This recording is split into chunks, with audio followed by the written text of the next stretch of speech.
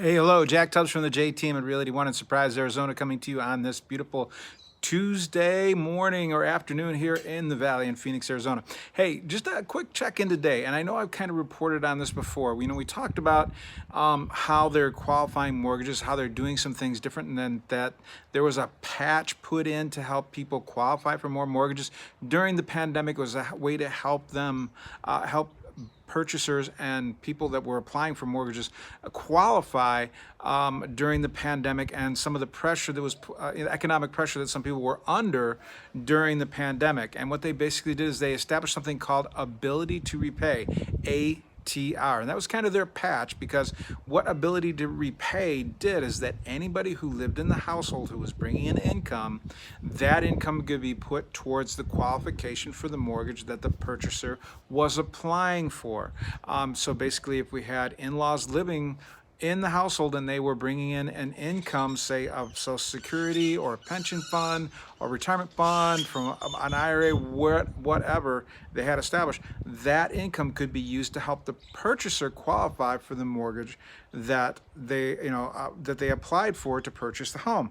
Well, the CFPB has decided they're going to change that, and they're going to kind of turn back the hands of time a little bit, and they're going to change things, and they're going to go back to basically a debt-to-income ratio qualification after income has been verified and qualified. In other words, they've contacted the employer, that the purchaser has either brought in enough proof of income, or they've contacted the person's employer of what kind of income they have, and to make sure that their debt to income ratio qualifies them for the mortgage that they have. So in other words, they're going to make sure that they're going to scrutinize with even a closer eye of how much the purchaser is spending already to take care of necessities such as automobile expenses, insurance, health insurance, if there's a recurring doctor's expense, cell phones, cable, groceries, veterinary bills, childcare. All these expenses are scrutinized first to make sure that there is that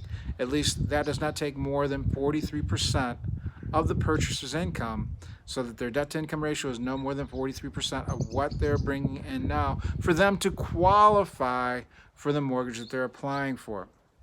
It's going to change the industry a little bit. It shouldn't be too bad, because by the time we get to September, October, I would have to imagine that a high percentage of the people who have lost income during the pandemic, the way that we seem to be trending right now, I know we have a few states out there that seem to be going backwards a little bit, but the majority of the country seems to be moving forward. We see numbers dropping. We see more people getting immunized.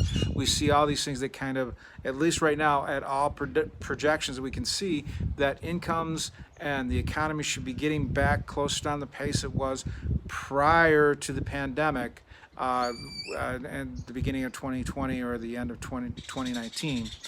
We should be getting closer to that economy, or the economy should pick up that much speed. By then, we'll see some services that have kind of been shut down start to come back to life.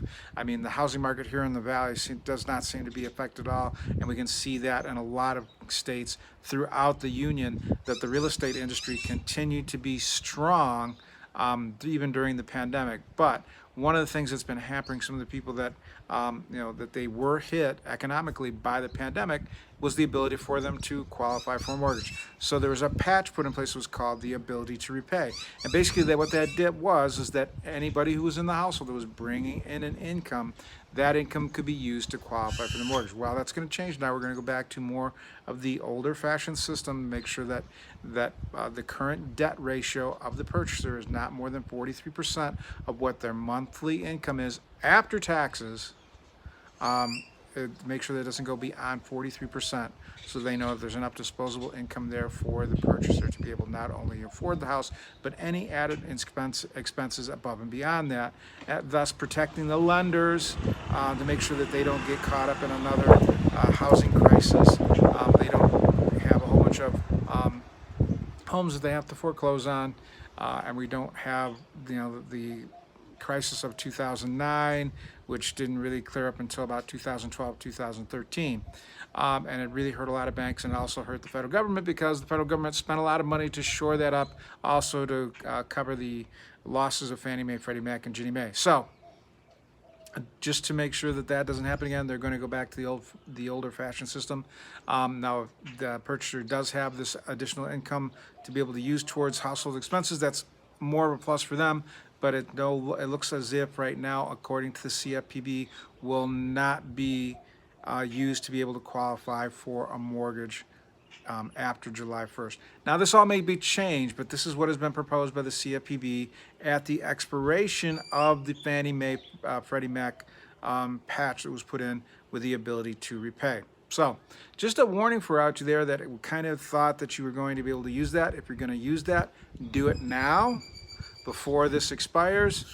It may get continued. There's no guarantee of it, but it looks like the CFPB is pushing back to the, a debt to income ratio qualification, let alone after they qualify income, and make sure that there is no nefarious financial facts in the past history of the purchaser.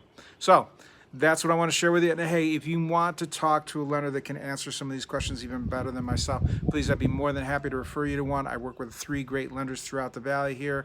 They'd be more than happy to answer your questions and help you to find out what you can qualify for as far as a purchase, etc. So if you need some help in that respect, please give me a call. You can dial me direct at 248-330-7972, or you can email me, jack@thejteam.house, and that's JACK at THE, the letter J, the word team.house.